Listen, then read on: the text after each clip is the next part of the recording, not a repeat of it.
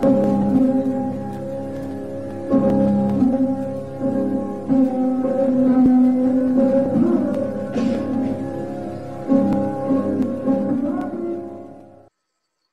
namaskar, friends. Today, I have the privilege of talking to Mr. Somjit Dasgupta, who is a senior disciple of Pandit Radhika Mohan Maitra and has been associated with the maestro for several years until his death in 1981. And the purpose of our discussion is to really find out about the maestro himself, his style of playing, and what made him unique in the music world, especially in Hindustani classical music. So, Somjita, namaskar. Namaskar. And I would like to begin with asking you a question of how did you meet the maestro and what really attracted you to him?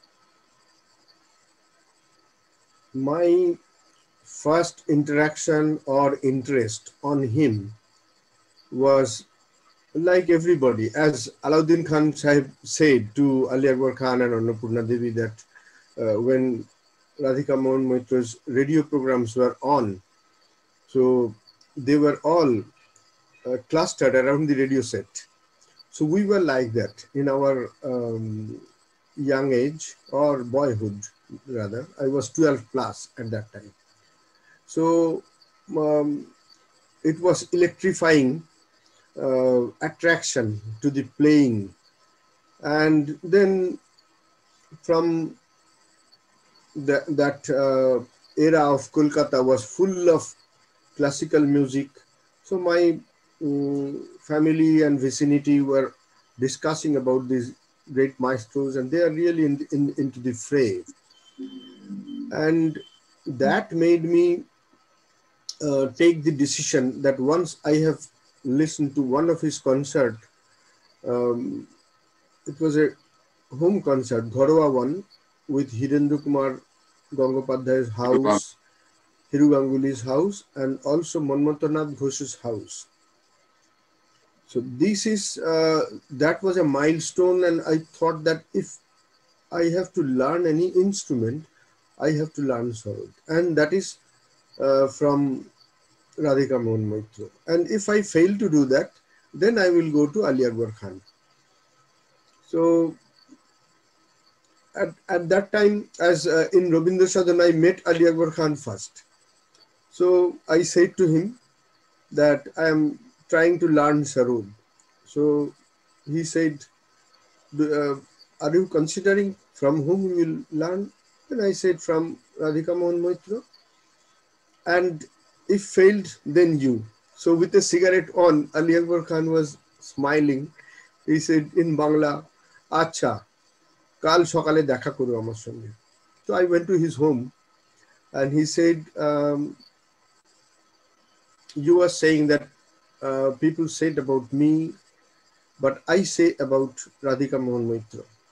You know, with my father's instruction, thorough instruction, I touch feet only of this musician apart from my Baba.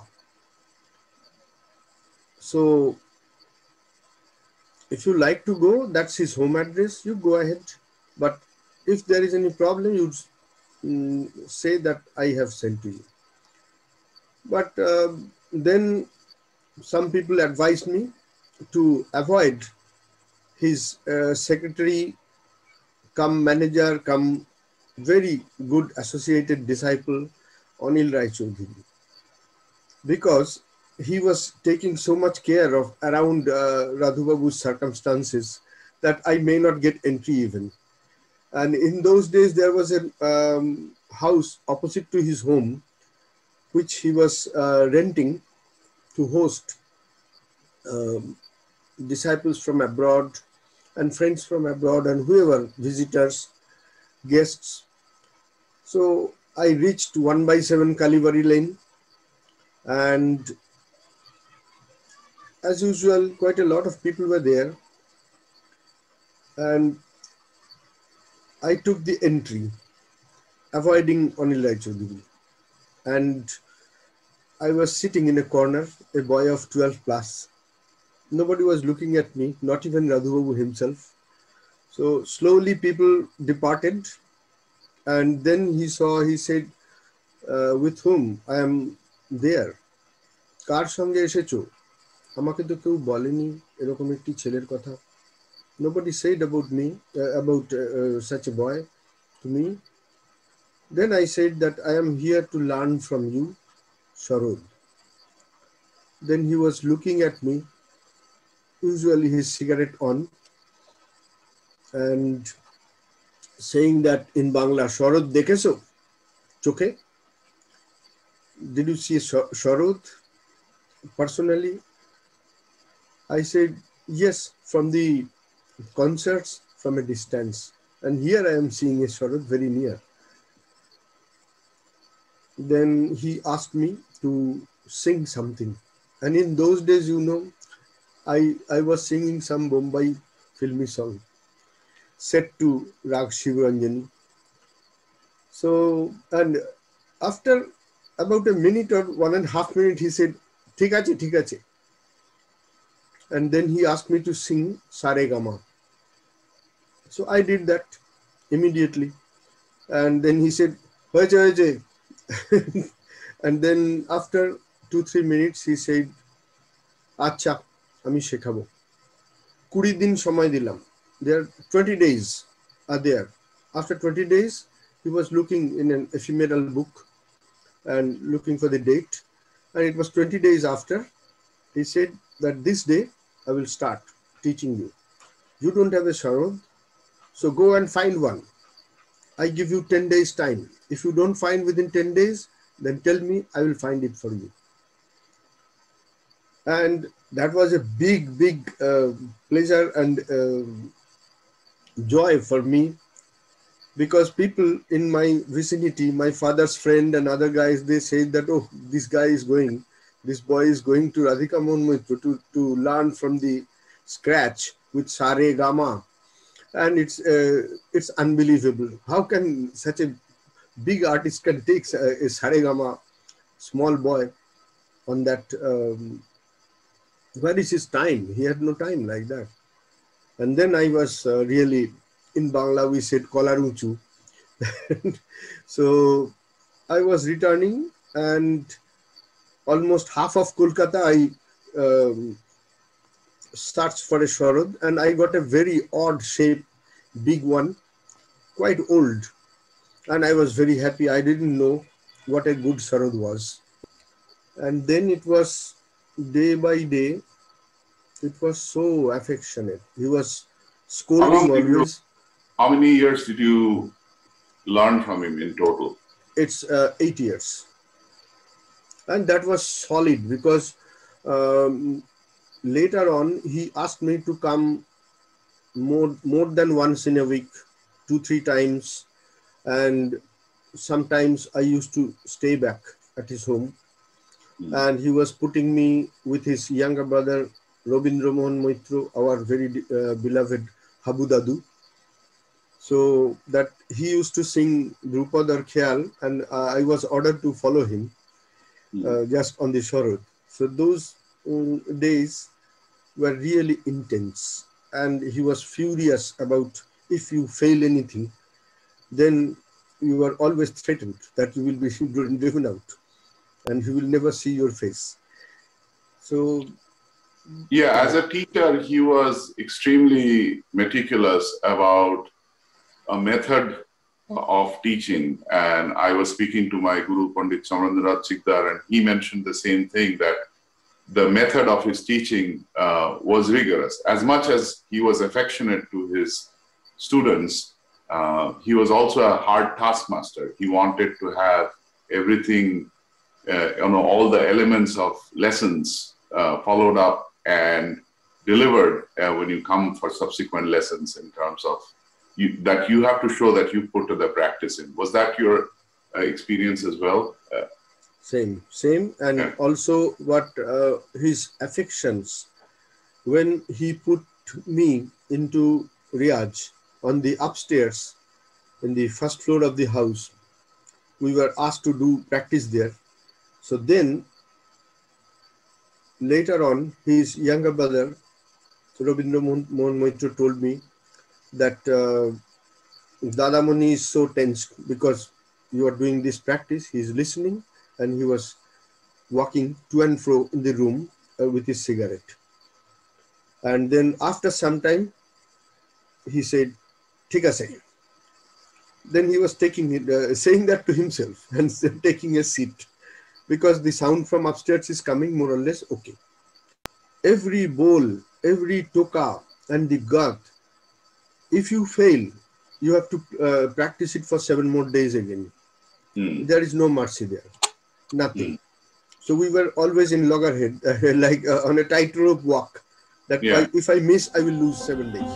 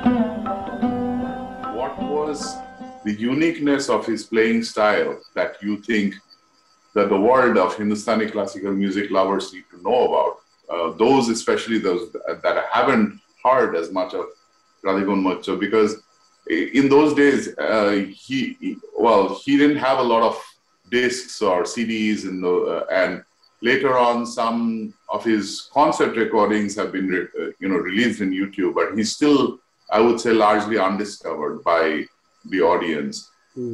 So what, in a few words, if you can describe what was his unique style, and then people who would be listening to him would discover that. One thing I have to say, that the pinpointed accuracy in his fingertip about a sur, that is unbelievable, unparalleled. And that is his gift to the Indian classical instrumental music, rather music, and which Hafiz Ali Khan Sahab said that हमारे घराने का सोने का संदूक का चाबी राधू बाबू का पास है. The golden box, key of the golden box, is with Radhika Mohan Maitra. So that golden box is said by Hafiz Ali Khan, who was very revered and famous for his fingertip and rag roop. So that is unbelievable. It's very difficult to attain that perfection, and with that perfection, there is a continuous melody, continuous sur when he starts playing, and it finishes with the last tihai, and it's like it takes you somewhere out of the ground, and you come back to the ground with the last tehai, and there is no gap. With our playing also, he always used to say, like when we are playing, like he was listening to us, if I stop or taking something, some gap or something, he was always saying, tham chokano, why are you stopping? So later on when I asked him that why is that, then he said, your dhyan, meditation, যখন তুমি ভেতরে যাচ্ছ, when you are going inside, why are you breaking it? So that bulwark, intricate and so complex, but not losing the melody, aesthetic quality, melody and continuity of the sur, that is unbelievable. And at the same time, it is keeping the purest form of even the rarest and hardest raga are there. So, and in addition, he had a vast repertoire of vocal training from songs he got from, started with Muhammad Amir Khan Sahab himself. Then Fayaz Khan Sahab came to Muhammad Amir Khan Sahab and asked that Jawan Shagird is prepared, so he likes to give him something. So this very talented young artist was blessed with compositions with his guru's permission from different ustads. It was Shamal Bose and Karamatullah Khan. Shamal Bose told me that they were traveling to Lalgola Maharaja's home in Lalgola passengers, first class coupe, with Gyan Prakash Ghosh, Karamatullah Khan, Mustaq Ali Khan, and Shamal Bose. So Mustaq Ali Khan Sahab asked that Radhu, একটু গান হবে, এই নড়াচড়ার মধ্যে তো train নড়ছে, তো বাজনা হবে না, গান হবে. He was singing 11 bandishes of Raga Jaunpuri. It was Jaunpuri time, morning train was going to Lalgola. And Shamal Bose told me that intricate, beautiful bandishes, never we have heard that kind of bandishes of vocal, different, damar, these, that, 11 bandishes, and with bistar, etc. he was singing. And time was passed, they reached Lalgola. And apart from that, another occasion, he played Rag Desh for 9.5 hours with 22 compositions in Bardhaman in Joshiji's house. Joshiji was telling me that I will never hear a Rag Desh like that. And we were all, we don't know what to hear or what to say, or what, we were lost. And it was morning, and he said, bas, like that, with the last gut. So this is the repertoire, and this reminds me of olden days when people were really siddha with the ragas and they could continue with any long. So we were really, really lucky of this artist. So one thing you touched about the purity of rags, that was something that he was very, very particular about, and he never liked, I mean, if you're playing a Mishra rag, that's different, but whatever rag you're playing, interpreting it uniquely and differently from other rags. For example, you're playing Malkosh and you're playing Kaushi Kannada. They're two different rags, although, you know, Kaushi Kannada is derived from Malkosh and has the Kannada element, but establishing the uniqueness of rags. And again, this is what I have heard from my own Guruji, that he was very much meticulous about establishing the identity of each and every unique rag and kind of baselining that. And you mentioned about like creating that kind of non-stop aura of melody that it's interesting you mentioned about this meditative part of it. So it's almost like both the artist and the audience are meditating in the rag itself. Yes. So do you recollect any incident where, you know, about this aspect of him being very meticulous about rags, either while teaching or performing? That was always it was like he was teaching Kamod to me, and Kamod was given very in a solid way, in his own way, and then next rag was Hamid, and I was quite young, so his brother was asking him that Dadamuni, what rag you will teach after this, and Hamid is for this boy. Then he was smiling. He said, "Ami to bhabchi Hamid Bilawal debo er pore." Then his brother was saying, "Oh, that will give him after Hamid." So it was Kamod, Hamid, and Hamid Bilawal. He said, "Dekhi na ki hoy." And then it was so intricately said, and that Hamid Bilawal, Hamid and Kamod, it was like a banyan tree, and it was expanding with all the features of different ragas of Kullanong, this, that, and Chaya, Chaya Not.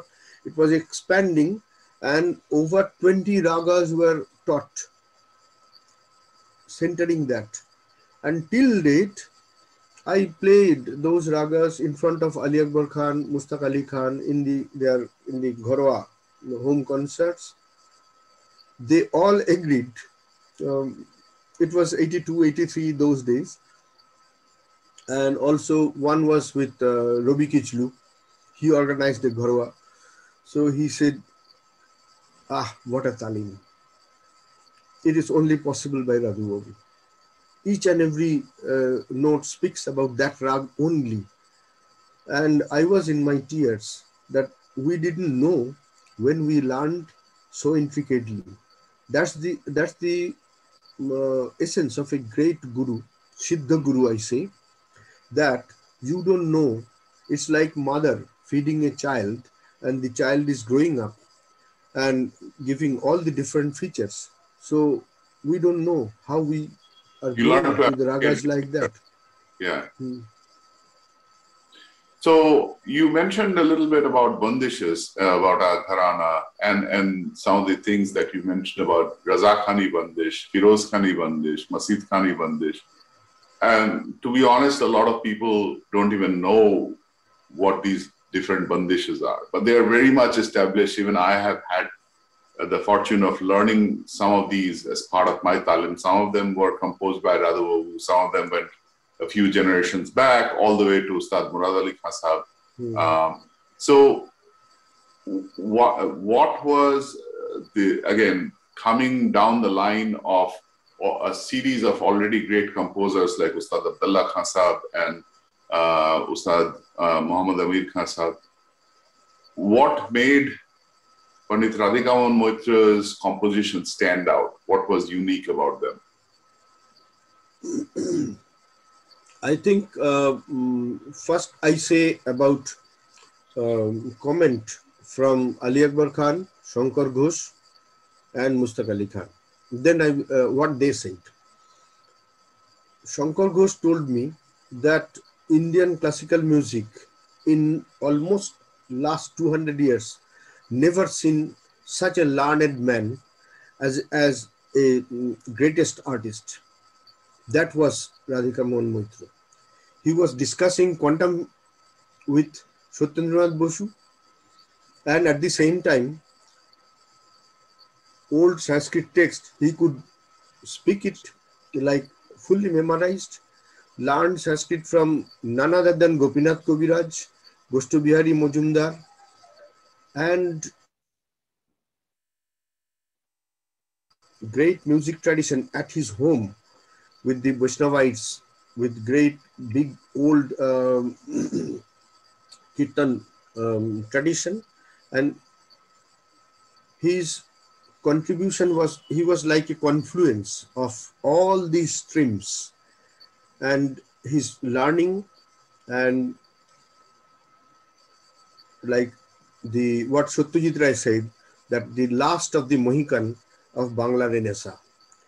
So if I conjoin all these comments, that says that that made his thinking process to playing and the intellectual gravity and depth, that made it really unparalleled. And he was given permission by Ustad Muhammad Amir Khan, even with he can little bit change and add antaras also with the guts. That's a very, very rare privilege given to him, and which later on Hafiz Ali Khan Sahab said that we were not allowed to do that in our home, but Radhu Babu was allowed to do that. Some of the guts he mentioned that he made the antara when he was about 15 or 16-year-old, and Amir Khan Sahib himself asked him to make,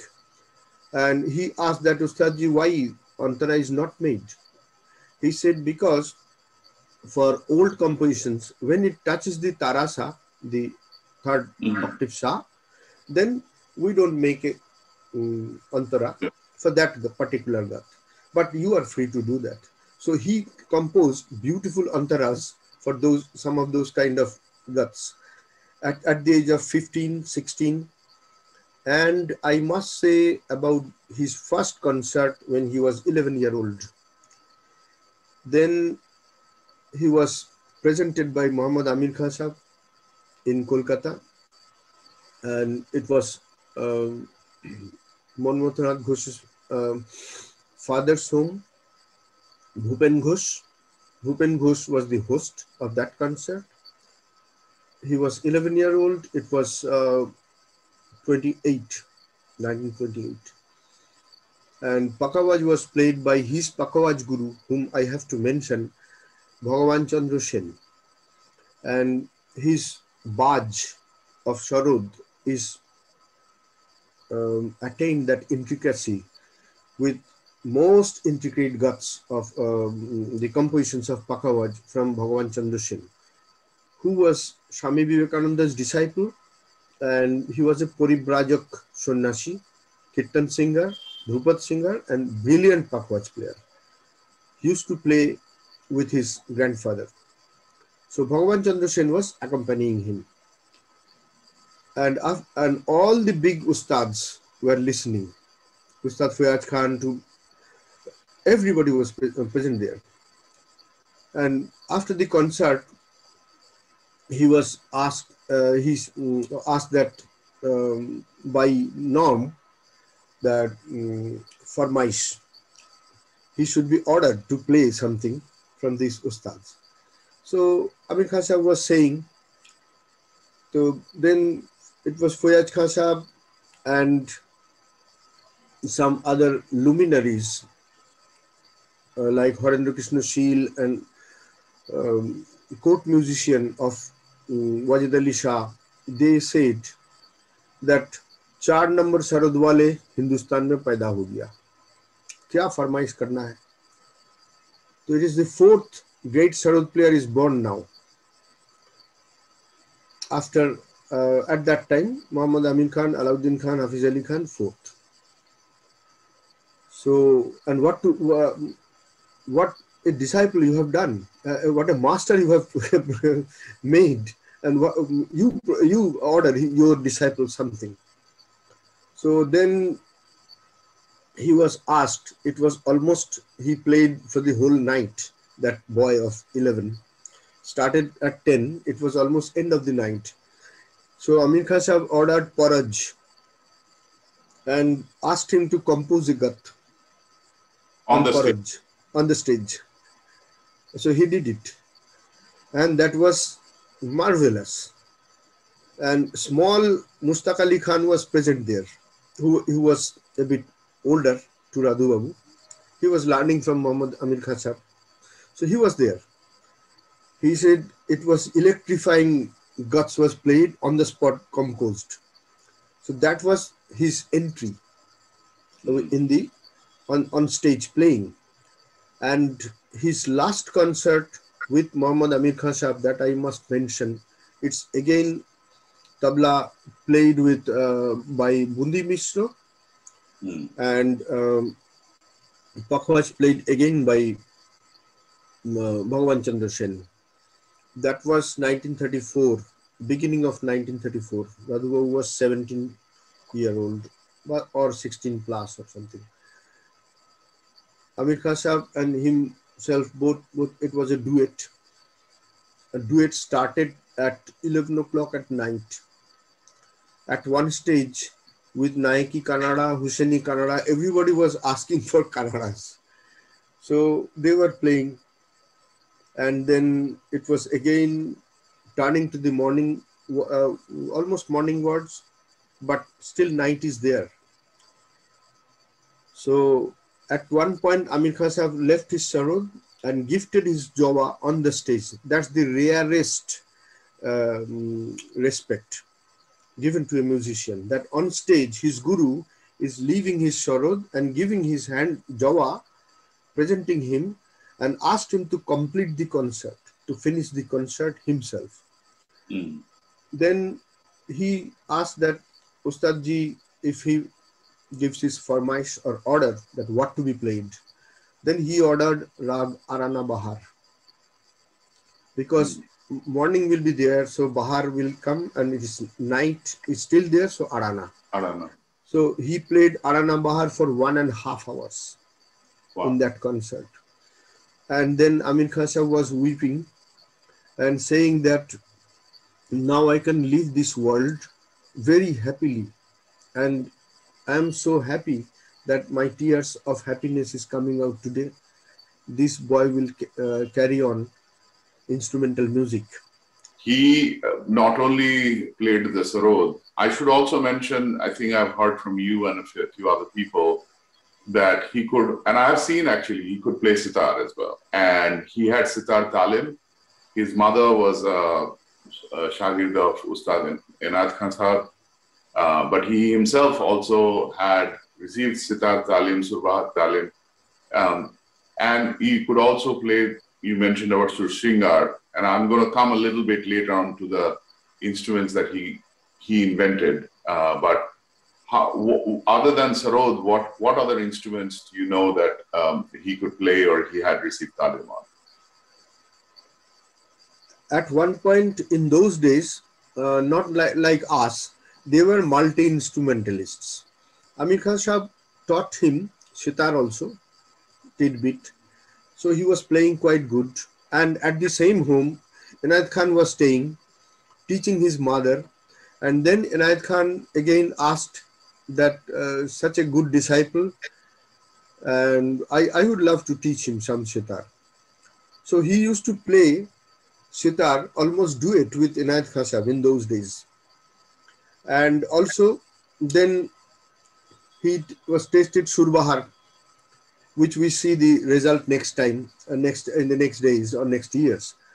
So he could play that, and he was given Drupadanga guts on these instruments. And Sursinger was very special instruments in our clan, our style of playing. It was Murad Ali Khan, Hussain Ali, they all played Sursingers, and so Radhu was taught on Sursinger also. So apart from Mohan Veena, he also invented two other instruments, I think. Yeah, that is Navadipa and Dilbahar. Dilbahar he created. He thought that Sursinger and with a skin top and freights. So you can say that that's a Surbahar with a skin top. With a skin. It's kind of the flip side of Mohan Veena, because Mohan Veena had the wooden tabli and with a flat bridge. With a flat bridge. And this is the other way. This is other way, with a straight bridge and Surbahar. And that was also a unique instrument. He made two experiments with that. One with the gourd body and skin top, with some wooden structure inside. And another is full wooden body, Surbahar type, but skin top.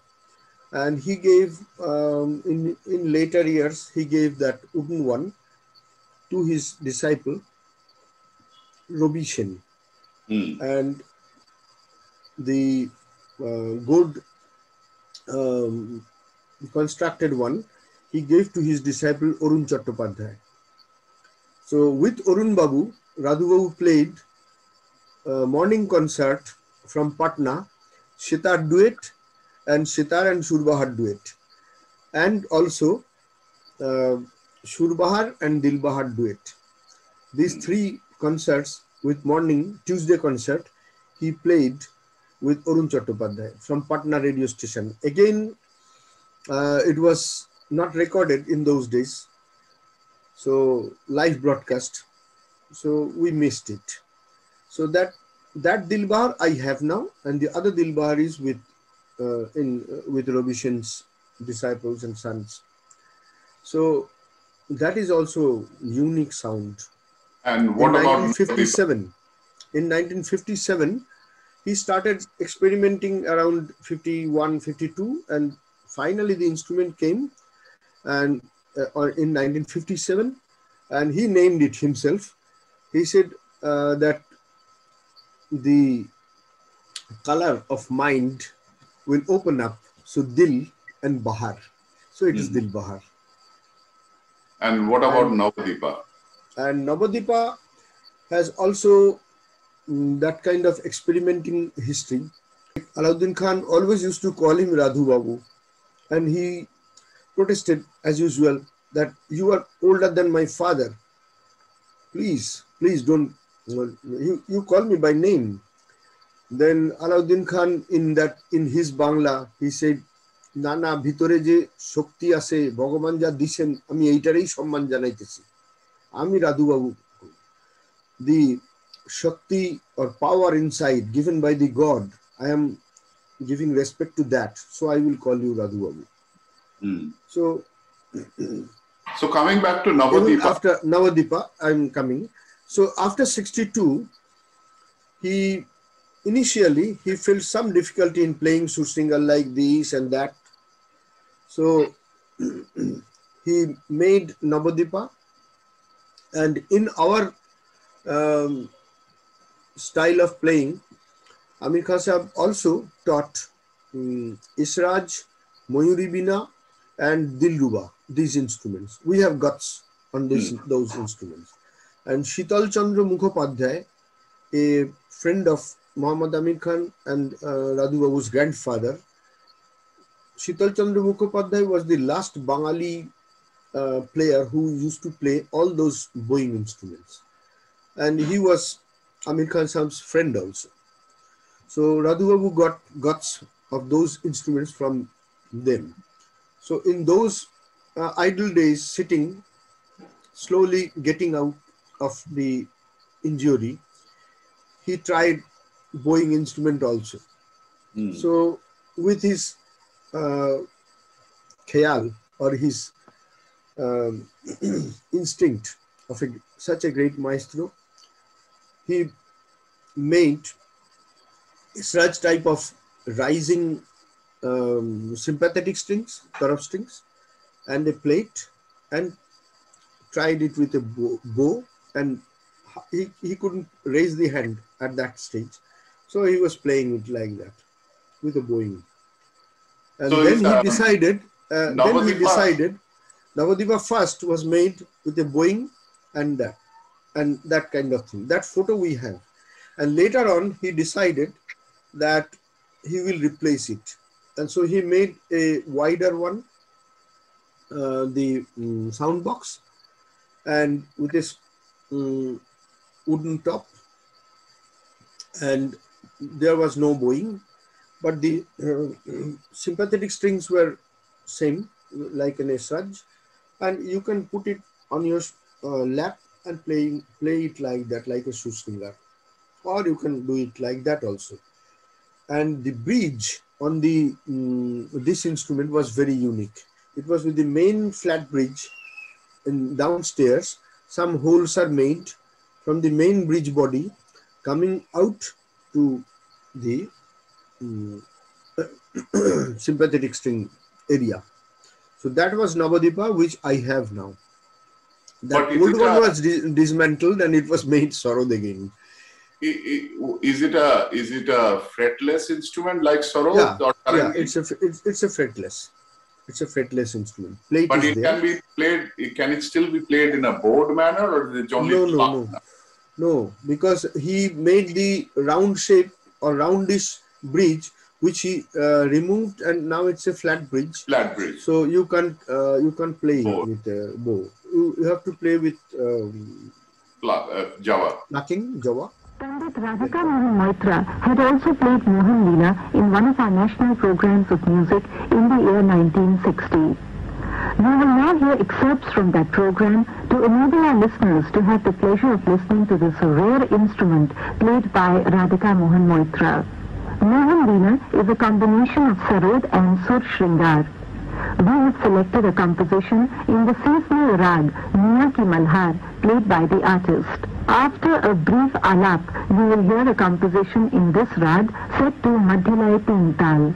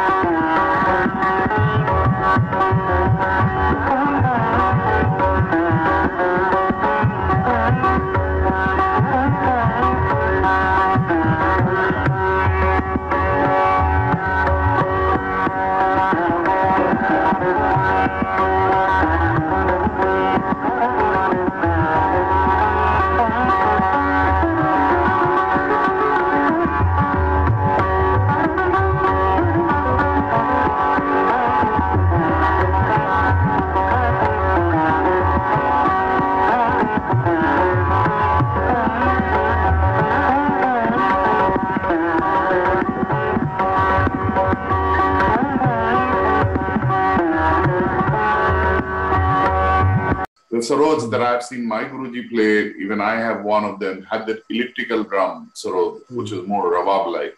And Radhubabu's Sarod was also in that genre. What was the uniqueness of the sound of that Sarod? So, Radhubabu designed his own Sarod after Amir Khan Sahab's demise. And he designed about 7 to 8 types. If you see it, you can see that it's a typical Radhika Mohan Maitra type, but small measurements here and there, and the thickness of the fingerboard, these, that. So those experiments were there. And all these instruments, he experimented with different number of tarab strings, the sympathetic strings. He did it from 9, 10, 11, 12, 13, 14 and 15. All these kind of combinations of sympathetic strings he tried with his own style of Sarod, which I have now. He gave it to his disciples, and here and there he mentioned which is lying where, and then his craftsmen also knew. So I got it with his letters sometimes from those people.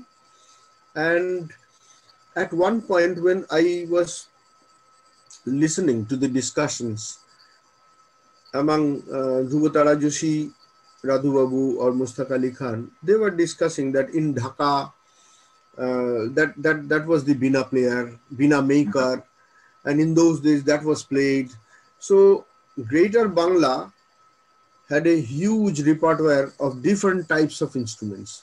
And another instrument which was folded inside our style of playing, that is Shur Rabab. It's a combination of Shur Singer and Drupad Rabab.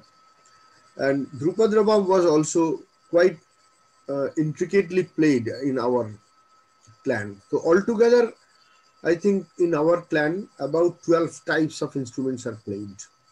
What do you plan? What is your plan to keep, or like, are you thinking of having a foundation or some museum? What is your plan? Plan is also plan goes also according to Radhu Babu's thoughts. Once he said that we Indians, we don't believe in museums. Mriter stup সংরক্ষণে আমরা বিশ্বাস করি না. We believe in live archives. So and then Ali Akbar Khan was smiling. He said, Radhuda is our living aesthetic archives. So that name was given by Joshiji, and in Bangla, Ali Akbar Khan said that Ami ei prostab sarbantokorone samarthon korchi, like that. So these things also we have to jot down. I am writing his biography. I will write all these things. And so I took his point that we Indians, we believe in living archives. So my point that I will try my best in my lifetime to make a living archives where all these 32 types of instruments will be played, and we have compositions of bowing instruments, sitar, surbahar, and mohan bina, and all these kinds of instruments, Drupad Rabab, all we have. So we can make a living archive with all the 256 instruments I have in my 3 flats stacked. I live in between the instruments. So I think someday, what's the harm if you dream like that? So I think it will come to a reality with Guru's grace or Guru Kripa. First symposium come exhibition where instruments I played, and also it's a concert, legdem, and the overall show of the instruments. So this way I have decided, and I was immediately assisted and helped by the French government first in 2003. When I was moving out, then Sangeet Natok Academy came in. So they gave me a project on that, and also they displayed it in Delhi in Radhu Babu's name, and where I was interviewed by Asad Ali Khan, Pandit Ravi Shankar, Shanno Khurana, and many other luminary artists like Faimuddin Dagarji.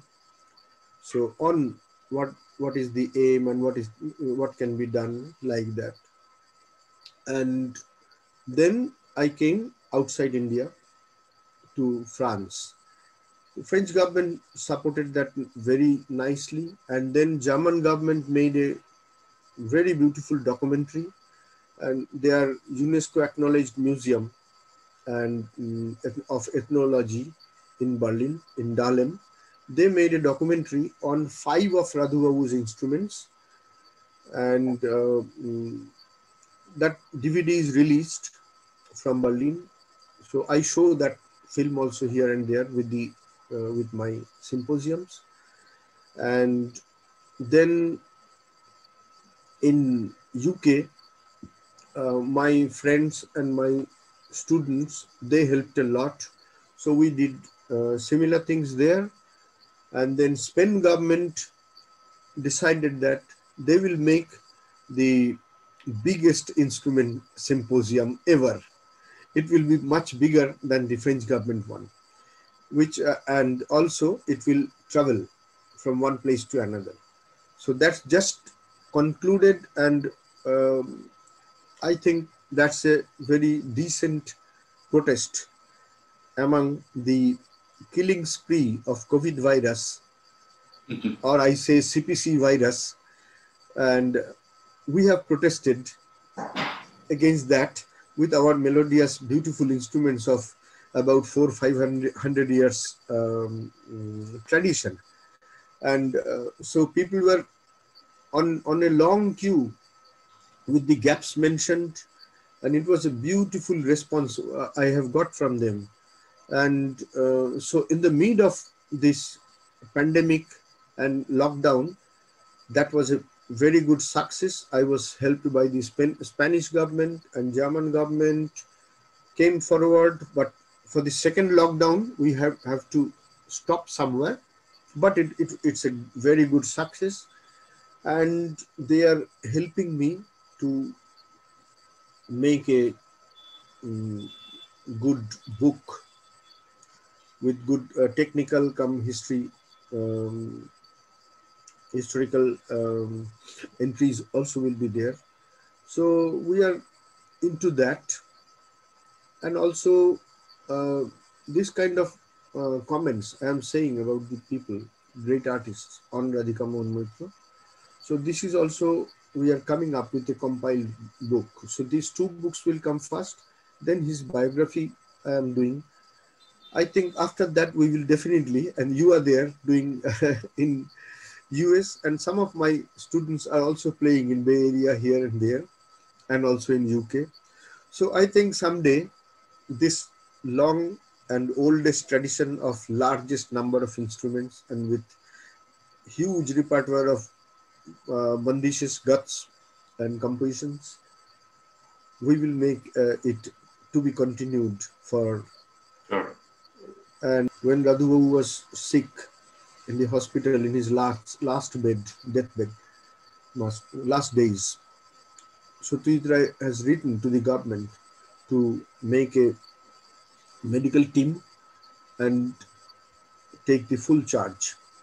But as Radhu Babu was quite like the old Raja and Jomidar, who used to travel with his own 8-coach saloon train and buick cars with the radio setting.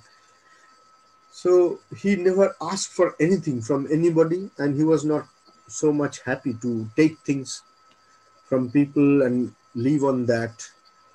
So once he said that যেদিন আমার সব এগুলো ফুরিয়ে যাবে সেদিন আমি আর থাকবো না. So that really happened the day he passed away. Within a day, that medical team was set up, and they were just coming to take care of the situation. But just before that, he passed away. So he never took anything from him. And I must mention another man, Fahmuddin Dagarji, said that Radhu Babu ne khoya hai sangeet ke liye, और बाकी बहुत लोग हम देख रहे हैं जो कमाया है संगीत से. So that happened, that when he as he said that when his rest to যখন ফুরিয়ে যাবে তখন আমি আর থাকবো না. So he was only 63-year-old, and it was 15th October after 29 days of Hospitalization. head hemorrhage. He passed away, but he left this huge Wealth of music and information. and that's his gift to the Indian classical music. Agreed. Well, this has been a fascinating conversation. Thank you so much for sharing this wonderful anecdotal history of his learning and your association with him. We are out of time today, but again, hopefully we'll continue the conversation again at a future time. And we will definitely remember Pandit Radhika Mohan Maitra through his works, through his music, and through the instruments that he has created, as well as the, the indelible mark that he has left on the Indian classical music scene. So thank you again. Thank you also. It's a big privilege to speak with you. And I just finished with one very small episode that once he never liked him to be mentioned as Pandit. He said that practice is gone. Nobody said me a Pandit. I don't like to be a Pandit. It's Shri Radhika Mohan Maitra. I am a Brahman Shantan. That's fine. And he also once wanted to cancel his national program of music, where it was announced that Pandit Radhika Mohan Maitra. So with much effort, they cut that tape, that, and it was announced that Shri Radhika Mohan Maitra, Mahasur Sarod Badak. It was like that. So that was the humble, as you said, that humble point of view. Never rejected the so-called Sri, Padma Sri, that. He said that shouldn't be approached to me. So true, and that's what he will be known for. I mean, apart from the the music, and it's just the humbleness and the large-hearted person he was. Yeah. So thank you again, Somjit Da. Thank you so much. It's my privilege.